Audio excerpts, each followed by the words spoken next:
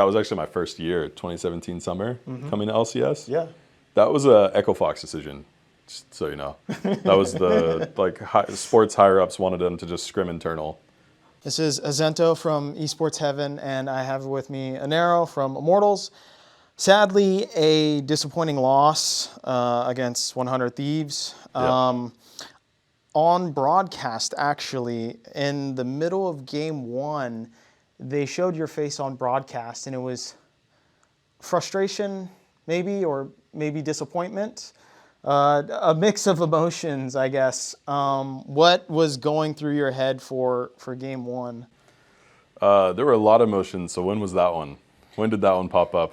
Give me a rough idea. It was about the middle of the game, and I believe it was some botched play from Immortals, but you seemed quite frustrated with maybe the team's level of performance, or what I guess are you feeling after the entire series? Yeah, no, it's obviously not happy. It's pretty frustrated with it. I mean, we've had a problem where just every stage game, we'll learn concepts like we know them, and it's really frustrating. We'll say it on stage. We'll say exactly like what is going to happen and what we need to do, and then when it comes to that spot, we fumble it every time. We either don't do it, back off, or just mess up. So pretty frustrating. Pretty agonizing loss, I'm not going to lie, the first game. That made a joke about it with Joey in the back. Like, we've been in the same position a month and a half ago versus Energy. Similar spot. Game is good. Really happy with where we're at. Coming out, about to win the game, toss it away. We've done that in 3 different games versus teams we have to beat for playoffs, and we throw it the same way each time. We've struggled with the same mid-game concepts just regularly, which are fairly fundamental things, fairly straightforward things we have to do, and we just still fumble it despite knowing what to do. Yeah, so it's a bit frustrating, as a coach, you get a little tired. I know the players do too. Imagine. Same review point, boys. Yeah. What are we doing here? This is the same thing we talk about. It gets old, gets frustrating. One of the big criticisms of Immortals has been, one could call it stagnant gameplay, indecisiveness. What have you gone through, I guess, with the players as far as maybe some of that criticism? Because I know that has to have probably come up in game or VOD reviews. Yeah, of course. Like, it's really all pattern recognition in the game. Like, you have to recognize the same patterns constantly happen in the game. Teams are taking turns just back and forth, kind of doing the same things over and over. Sometimes people will throw like a little wrench in it to try and trick you, and if you're playing correctly, you won't get punished. And realistically, the game's going to come down to those neutrals and fights that happen there. Being decisive is just being like really confident in your like beliefs. I'm like, this is what's supposed to happen. I'm going to do this if they walk up. I'm going to do this if they go here. And being able to just execute that in the moment. So the team's aware of it. We're all aware of that type of thing. But I just don't know for what it is. We just have not been able to lock in and like really truly believe it to be able to do it on stage. Like, I know we are aware of it. We've talked about it. We've all come to agreements on it. But when the moment presents itself, we fumble. We just can't. We can't get it done. So, I mean, we've just constantly tried to hammer that in, try to find different ways to approach it. Joke about it together, make it more lighthearted so there's less stress. Doesn't work. Trying to be like a bit more aggressive, like, hey, you like have to do this. You can't fuck this up. This is how you win the game and you're a professional. Still not getting there. We just have not been able to figure out how to really get that mindset across the finish line. So there's been kind of criticism, especially online from like fans or whatnot in post-match threads, of Armeo specifically. And I know there's been a narrative in the past that Armeo maybe lacks the confidence to go for some early plays or whatnot. What have you seen as far as Armeo's gameplay for this split, and maybe some good things that he does and some bad things that he does? Yeah, so Armeo is a very, very smart kid. Like, he really thinks about the game on a deep level, really, really understands like what can happen, how he can min-max like his job as a jungler and like find his way into really good positions, as well as keeping his team informed of like what's happening in jungle. Like, hey, he should be here for this, and especially in the current jungle meta, it's really telegraphed. Every jungler is basically doing the same type of play over and over because farm efficiency matters so much. He's on top of that stuff, like really on it. I think John's biggest weakness has been, I think what the community has kind of decided to attach to is engaging is not his like forte. He is not the guy that's going to send it for you necessarily, which thankfully Jusung is generally the guy who is going to send it for you, so he can usually play to follow up on that. This is why I think for a lot of the year this team has been more so on like Jusung's always on engage, despite the fact that range Ole, yeah, sorry. Despite the fact that range supports have had like a pretty good place in the meta for a little bit. Usually he's on an engaged champion to help like facilitate that play style because everyone's got like a strength and a weakness. But that's definitely been a struggle point of his. I think he's gotten like better at it, but ultimately it's still a point for him to improve on. Sure, and it does look like Immortals kind of has a problem with shot calling just because of that indecisiveness. Could you go through a little bit of the shot calling that's going on for Immortals? Yeah, I mean, funny enough, I don't even think it's necessarily like I don't think it's a shot call problem for him, for like our group as a whole. Like I really think we understand for the most part what's happening in the map. I think we've struggled really to create good scenarios for ourselves despite knowing it. Usually it's, hey, the map has been like kind of set up already. We see what's happening and like, okay, we know how to react to this. We're generally very reactive to what we're doing and less so about like, oh, Dragon's gonna be up in 2 minutes. I'm gonna do this, we'll set up, we'll be there for that. We do it sometimes, but not like consistently enough.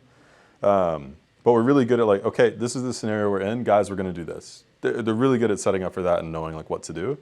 But it is just that like when we're there, like you gotta do it. Like you might be able to recognize it, but if you can't do it, it doesn't matter that you recognize it. So it's gonna look like there's, a lack of someone like telling us what to do and lack of what's there. But like as a whole, the team is really good at it. Like Mas does a really good job of leading the team for it. Ole as well is like really good at saying like, all right, we're gonna be here and like do this. Like guys, be ready to fight, be ready, this is our moment. But then when that time comes, we're not taking it back. We're not taking our space. We're not defending our space very well and just fumbling. So one could look from the outset and, looking from the outside in as maybe a fan, for instance, and look at the kind of roster that's been constructed and say, is this a language barrier issue? Yeah. Is that the case? Or No, those guys speak like perfect English. That was one of the things I was worried about when I like came in. It was just like, oh, maybe they don't speak English. Maybe that's been like a reason they're like last place because on stage, communication will matter a good amount. But no, they speak perfectly fine English. Okay. Like Mask is generally leading like a lot of the stuff that we're gonna do in game, like map wise. So they're on point with English. So one of the huge drawbacks that I can think of for this summer split and whatnot is best of threes, and specifically for I guess lower power rankings teams, as in the fact that you only have to study for one team each weekend. So therefore, the lower strength teams can't really be that crazy dark horse because the stronger teams are just always going to be prepping for you and that's it. They have no other thing on their mind. How has prep, I guess, as a coach been affected as far as the BO3 scenario is concerned? If anything, I think it should have been like a benefit for bottom teams too. Like, I mean, at least for us. Like, I think for Immortals, best of three should have been like a huge benefit. You've got time to like fumble on stage and then like get back to it. Like, okay, you need to adjust this, do that, get in game, next one's fine. And like prepping for teams is great. Like it's really easy to go into a week and know like, oh, this team's gonna do this. Like this is generally what we're gonna ban. Most likely champs are gonna be on. We're gonna practice this for the majority of the week. Most likely gonna be that unless they throw a curveball. Especially for us, every team just bans Jace Ivern because they know we play it. So it's like really obvious what's gonna happen. Like prep has been really easy for this group and we've generally been pretty happy. I think it was the C9 like game 1 where we came out just like, what the fuck did we draft? Like this was dumb. And I was just like, boys, all right, my fault. But otherwise it's like, we're super happy with what we're getting. So I felt like best of threes were good for the group and for everyone involved. Like I thought it was nice. So I also want to get your thoughts on scrims for IMT. Everyone says or has been saying that IMT is actually really fucking good at scrims. But I also want to draw back towards back in the day.